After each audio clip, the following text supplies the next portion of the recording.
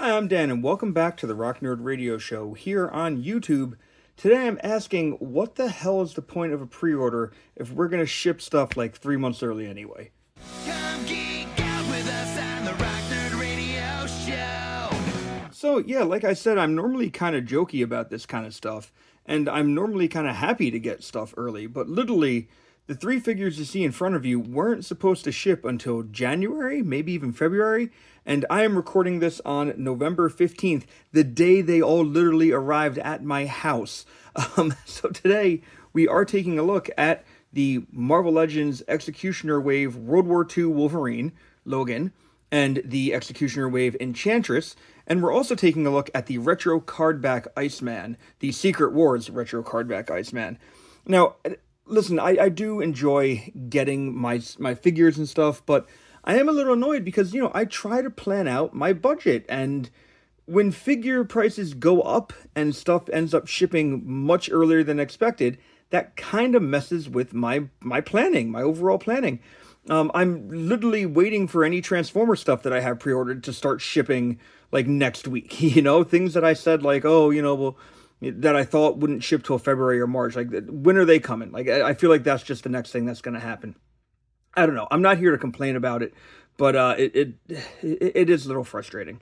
So, what we are going to do today, we are going to take a look at some figures. I think we are going to start with Wolverine because out of these figures, he is maybe the most original one, if that makes sense. This version of Wolverine it's the first time we've gotten this version of Wolverine.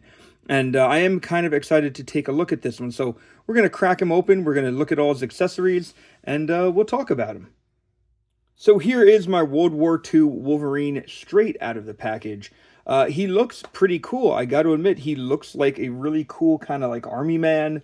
If you are the kind of person who maybe is thinking about adding this to your G.I. Joe classified shelf, I honestly think he would look great on that shelf.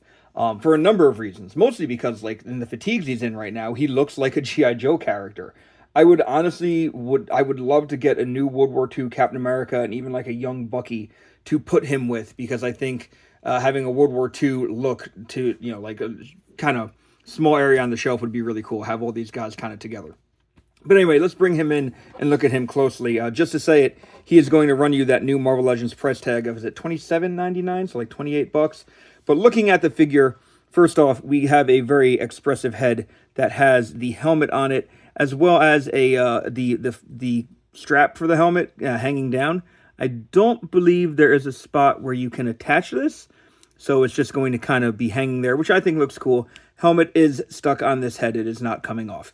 But there is an alternate head. We'll talk about that. I can like how you can see the white of his shirt peering out from under the jacket, and there's also a brown hemline on the shirt, which I think looks really neat too. That's some very nice detail. Otherwise, on the jacket, we have our straps, we have our pouches, we have, just a very cool looking uniform. We have a very cool military logo of some kind there.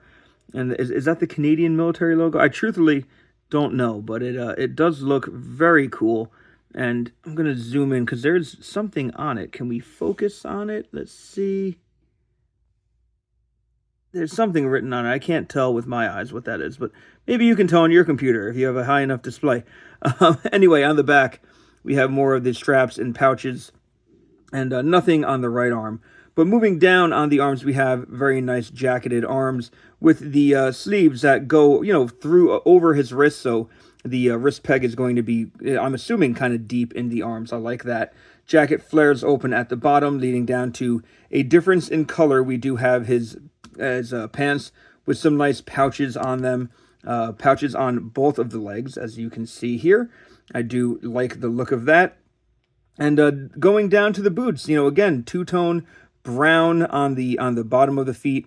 Very nicely detailed bottoms of his feet. He's got a knife holster here, which we will talk about the purpose of that in just a few moments. But yeah, he looks very, very cool. And in terms of articulation, his head is on, let's see, it is on the double ball joint, and actually the neck moves as well. So you get movement on the neck, and then you have the double ball joint. So you can probably get his head to move around quite nicely. I think you can at least. I'm getting some nice movement on it. Then at the body, we do have we have rotation right above the jacket line. So this is two separate pieces. I was worried this was going to be one.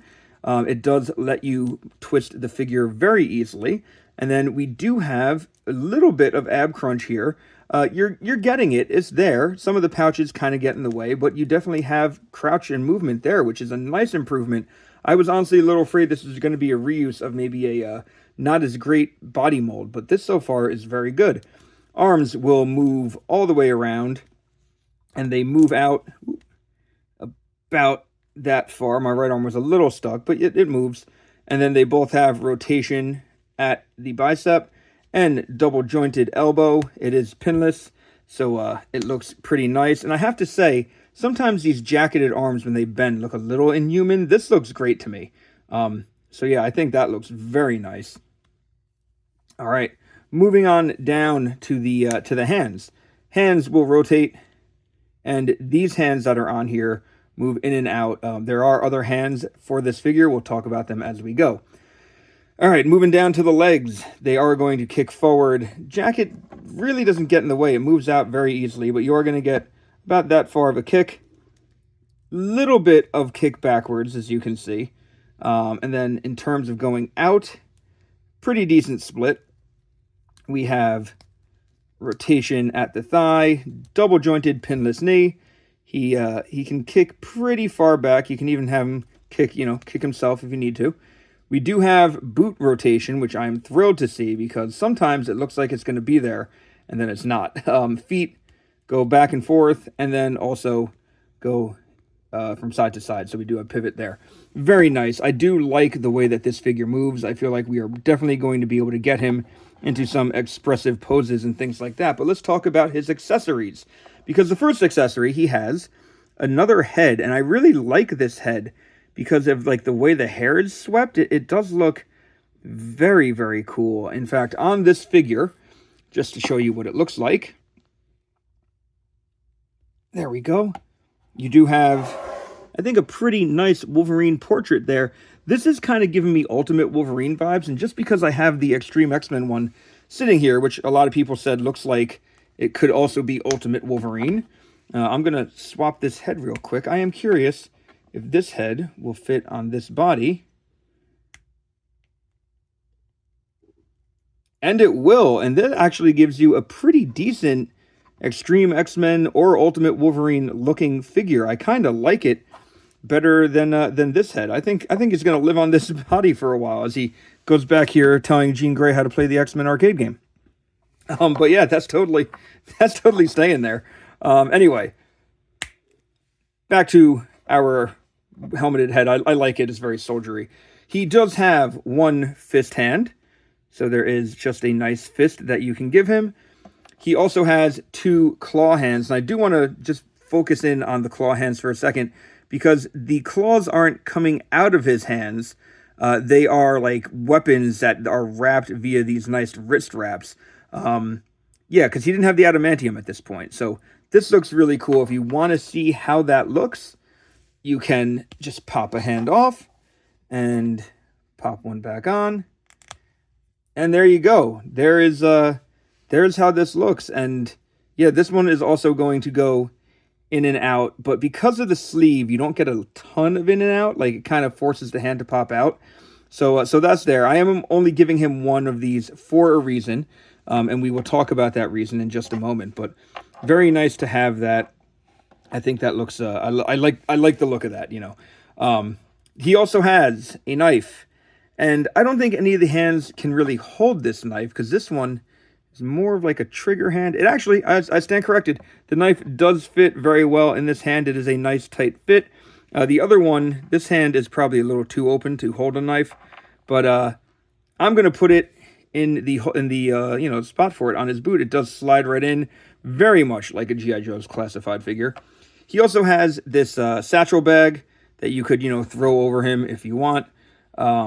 It's done up in like the army green, and I these are never my favorite kind of accessories, so I'm just going to put this off to the side. The other one that he does have a nice World War II era machine gun, Tommy gun. I don't know what you want to call this, but I think it looks pretty cool. This is what I was saving this other hand for, because it definitely has a trigger finger. So if we maneuver it around, you can see the finger fits in there very nicely. The hand holds the gun. And yeah, now you got nice World War II combat era Wolverine. Really like the way that this looks. You know, this is like the appropriate, fighting Wolverine to me. I think this looks awesome. So yeah, he's definitely going on my shelf. Right now, he'll probably just live on my Wolverine shelf. But if we can get a World War II Cap and a Bucky, I would be so happy. I would definitely take that. Actually, I think I have a movie World War II Cap somewhere, so I might take him out and put him next to him just to kind of see how they look. But I think this figure looks phenomenal so far. Well, hell, in terms of figure comparison, since I said it, yes, I do have a movie style World War II Captain America. So here they are together. I actually had this sitting in a package. I opened this up just for this review. I honestly forgot why I had it. I think maybe I bought the Peggy Carter, the 2-pack to make the Peggy Carter into somebody else. But here's what Wolverine and Cap look like together, and I think they look pretty good. I was thinking there was some reuse on these two bodies, but there definitely isn't looking at them now. I think maybe the only thing that's the same is their gun, just slightly painted a little differently. But yeah, here's Wolverine and Cap. I think they look really good together. So yeah, this is going to be how they stand on my shelf, because why not? That looks like a pretty nice team right there.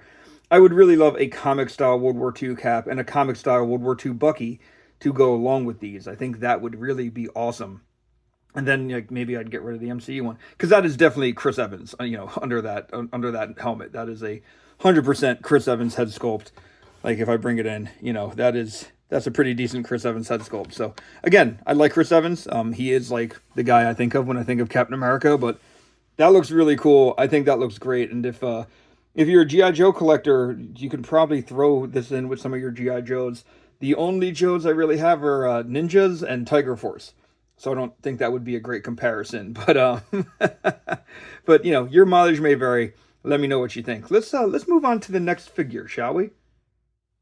All right, so next up we're going to take a look at the new Enchantress figure, who is part of the Scourge Build-A-Figure wave. Now, Wolverine did not come with a Build-A-Figure for the Executioner here. This obviously comes with the body. I'm so annoyed at a wave like this, just to say it, because if we look at the back at all the pieces that come with Executioner. I was really hoping Wolverine would and that the Iron Man wouldn't, because I don't want to buy this Iron Man. I also am not planning on buying this Dark Avengers Spider-Man, or Warbow, or Werewolf by Night, or Phantom Rider. Do I think this is a good wave? Yes. But, like I said, with those prices going up, I can't justify buying this whole wave anymore. I just can't. I wish I could, but I can't justify it. I really, really want an Executioner figure. I made a custom many, many years ago, who I'll bring out in a little bit, but yeah, I couldn't justify this whole wave. I'm cool with the new Enchantress, because I do have an Enchantress on my Secret Wars shelf, since she was featured in the original Secret Wars story, but I kind of wanted to put another one on my Thor shelf, so I have a new one now who can go on there. I think that's pretty cool. I also think this is an upgrade from the old one. But yeah, I'm not loving that I needed that there are a bunch of characters I don't want in order to get the Build-A-Figure piece. I will say I've already secured the part that comes with Werewolf by Night. A good friend of mine, actually co-host from the Rock Nerd Radio Show, my friend Vinny, he is getting Werewolf by Night. He's going to give me the Build-A-Figure part. So I will still have to track down the head, the axe, the right arm, and the right and left leg. That's going to be fun. So if anybody doesn't want those pieces, as I'm saying it, if you're getting only part of this wave, I am more than happy to talk to you about possibly buying those pieces off you, because that would be awesome. Anyway, let's open Enchantress up. So here is Enchantress out of the package, and, I've heard people say that figures in high heels with the pinless joints stand very well. I literally took her out, put her down, didn't have to adjust anything, and she is standing perfectly. So this is my first time, I think, dealing with a fully pinless figure who's on high heels, and she's standing beautifully. This is such a surprise to me, such a joy. That is awesome. I've never been the biggest fan of the high heel feet. But the fact that she is standing like this and standing so well makes me so happy. I think Marvel Legends have finally won me over on the high heeled look. I think she is standing just beautifully right now. And this figure itself looks fantastic. Just to bring her in closer to the camera, that is a gorgeous head sculpt with just her hair flowing beautifully down behind her. It is very layered. It is a bit of a heavy head sculpt, but she's not tilting over, as you can see. Like, I am not holding her. But yeah, it looks great. It doesn't make for the best movement, but like, you can still get some posing out of this. And we will be talking about this, I think, a little more as we go on. But like, look at that. I can turn her head and like, it's not stopping. She's given like an over the shoulder kind of look. Just fantastic. In terms of costume, she does kind of have a just, black top, or I'm sorry, not black, green top on. And it is very, very low cut. It is very sexy. She doesn't have the uni-chest, uni-boob look that some of the Marvel Legends have been going for. Not that I'm ogling my action figures, but she definitely looks sexy. And in one of the episodes of the Rock Nerd Radio Show earlier this year, my co-host Vinny and I talked about characters we thought would be a good fit for Maximum Marvel Legends. And one of my picks was Enchantress, because I thought you could really make a very highly posable, very, great sculpted Enchantress. Maybe give her some magic effects, give her some different hand gestures, maybe even give her like a lounge chair or something she could kind of lay on to invoke sexiness, if you will. And honestly, this kind of hits it for me. This is what I was really hoping for. I could 3D print a lounge chair for her, like a chaise lounge or something, that'd be easy enough. But anyway, just looking at the costume, we do have nicely sculpted arms. These are grooved. They're not just, painted. You can feel the grooves as you run your finger over it. The skirt piece is a separate piece, which does move a little bit, so will probably help get out of the way when you're trying to pose her. Love the painted rings down her leg. These are painted. These are not sculpted, as I'm feeling it with my thumb here. Yeah, this is all paintwork, and it is done beautifully. I don't see any paint blemishes on mine. Looks fantastic. Spinning her around, kind of plain on the back, but, looks fine enough. We have the belt on the back of the skirt. That's really it. And I love the crown on the head, too. I think that looks beautiful. In terms of her articulation, her head's on a ball joint, so it does move. The hair definitely impedes some of it, especially these little pieces in the front. But like I said, you can move it around pretty easily and, still get some nice posing there. So I think that looks great. Her arms will rotate around. Left arm goes easily enough. Right arm, you are going to have to kind of get the hair out of the way, but it will move all the way. Her arms also go way up. That is pretty high. That looks fantastic. Very, like, magical, about to cast a spell look. I think my only gripe with it is you can see... I'll just move the arm forward. You can see where the socket goes into the chest. It's not the worst thing, but, it is there. Arms also rotate at the bicep, and she has double jointed elbows here. They are pinless, and they are a little gummy feeling, so just be careful. Like, you may have seen as I was moving it, like the joint, like the joint kind of coming out, so just be careful how you're moving it. It doesn't feel like it's going to shear off or break off, but do be careful. Right before I started recording, I did try to move the right arm, which felt a little stuck. There we go. I guess it warmed up just enough now. So yeah, it moves. Both hands will move. And then, of course, these hands will rotate and will move in and out as well. And she does have a set of fists that also move in the same way. So rotate and, left to right. In terms of the body, we have a joint, here in the midsection, probably a ball joint down there. So she's going to be able to move around. She'll be able to twist. She gets pretty good forward, I have to say. Back, she actually gets some pretty good back, too. Now, of course, you stand her like this, she's going to start to fall back. So you'll have to balance her, appropriately. But in terms of the legs, they're going to go up. Skirt does easily get out of the way. Not too much back, but splits. Rotation at the thigh, double jointed pinless knees, and they go way back. That looks nice. Feet, of course, like you'd expect, forward and back. And then we have, I guess it's pivot, and if it was, because it's forward facing pin, so If her feet were flat, they would actually pivot, but because we're angled, they just kind of rotate. You see what I'm saying? So it does depend on the position of the foot, but I can probably get her to stand in some pretty decent poses, not just straight up. I mean, that's the beauty of this, is that I can just make her stand straight up, but you might have to spend some time getting her to balance otherwise. So, of course, now that I started moving her around, now I'm not having her stand. There we go. I think that looks great. In terms of accessories, she has this really cool magic effect. This, I believe, is new. I don't remember seeing this anywhere. I'm assuming, because there is a little clip right by my finger right here, so I'm assuming it clips onto the hand. You could probably take the hand off and then snap this onto the wrist, slide the wrist on through, put the hand back on. There we go. And then maybe pose the hand forward. So you do have her kind of casting, doing like the spell cast hand, whatever you want to call it. I do think this looks very nice and a much better magic effect than what the old Enchantress figure came with, which was, those like effects that, I don't know, like everybody came with for energy effects. So that looks really cool. I like that a lot. She also just has 2 fists if you want her to have fists as well. And yeah, that works too. So yeah, there is Enchantress. I think she looks quite good. Just to show off the Build-A-Figure part real quick. The Scourge body. This is a nice hefty body. And you can see the axe is sculpted on the chest and then painted a very dark purple. And then the armor is like a dark, almost gunmetal with these nice rivets going up and down. That looks awesome. I guess his articulation, he will have a ball joint at the head. In terms of ab, in terms of midsection, he twists.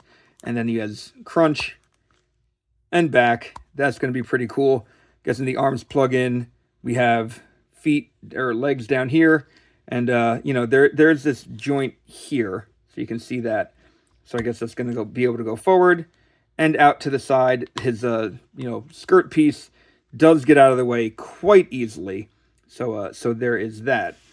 And just because I mentioned it, here is my custom Executioner Scourge that I made a number of years ago. This is on the All-Father Wave Thor figure.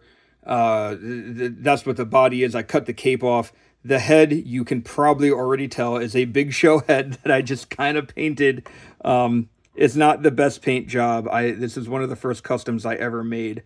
So yeah, this is not at all the best paint job, but I put the axe on there, did the armor more in silver than a darker color, but he has been standing on my shelf for years like this as my Executioner.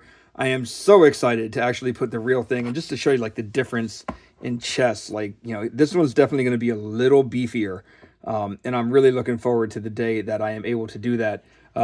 My custom's staying on my shelf until I get all the pieces, all the Build-A-Figure pieces. But yeah, I mean, honestly, Enchantress with him, I still think that looks pretty good on my shelf. She definitely looks very good standing next to her Executioner.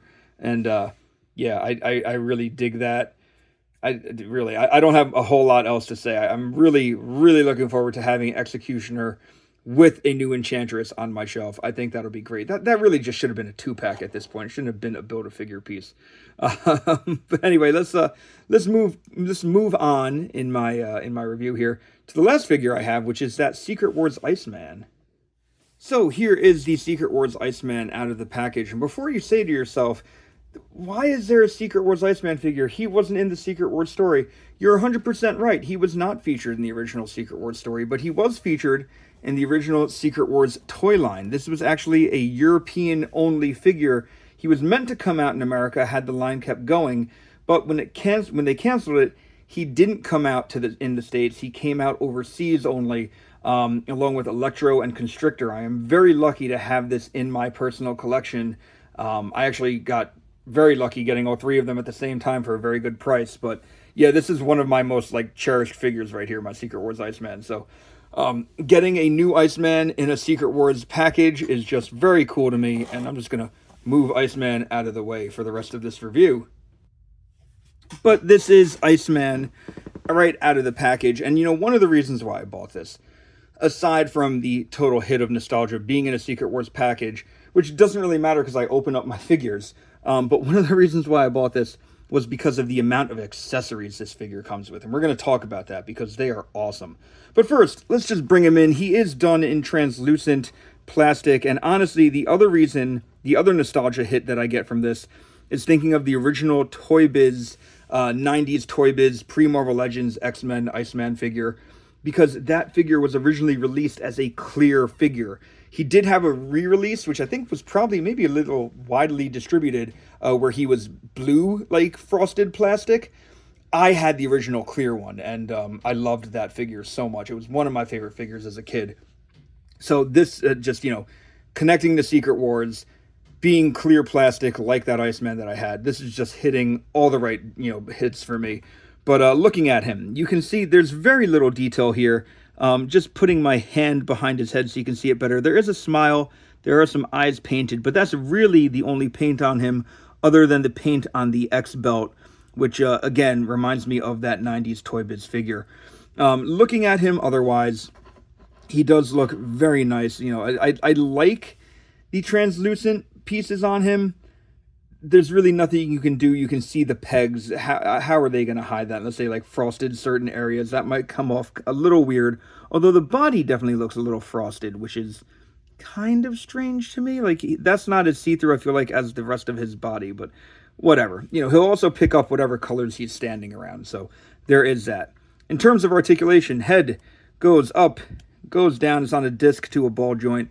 And then otherwise, your head's going to be able to wiggle, waggle. It looks pretty cool. Rotation at the waist, and we have ab crunch, goes back that far. He can limbo quite nicely, and goes forward that far. Now, I will say mine feels a little clicky in certain areas. It's not loose, but there's a weird click to it. Arms are going to be able to rotate all the way around and go out this much. He also has butterflies that go way back and pretty well forward as well. So you're going to have some posability with him. And then rotation at the bicep. We do have double jointed elbows. These are technically pinless, although because of the translucentness, you can see the pin. Actually, hang on a second. This is pinless, but because he is translucent, you can see where the pins are. Pinless isn't really pinless is what it comes down to. They just hide where the pins are. Wrist will rotate and we'll move in and out.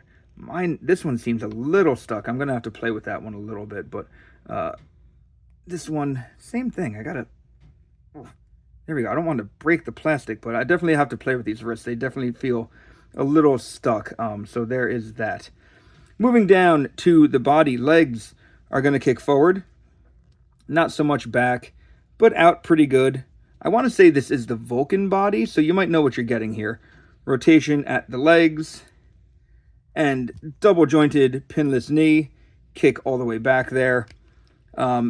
We do have boot cut, which is nice, considering he doesn't even have boots on, but it's nice that it's there. Feet go forward, back, and swivel as well. So what you've probably come to expect from anything on the Vulcan body. But yeah, I'm really liking this Iceman, and ultimately, I'm probably going to put him with my Jim Lee era, early 90s X-Men, in place of the Iceman that I have for the X-Men Gold team. I think that's where he's going to go. I think he looks really cool. And like I said, just reminds me of my childhood Iceman. But there are a lot of accessories to talk about. So because he's a Secret Wars figure, he does have the lenticular shield that goes from Iceman to Bobby Drake and back. It's a nice touch. Am I going to do anything with it? Probably not. I don't even have him hold these.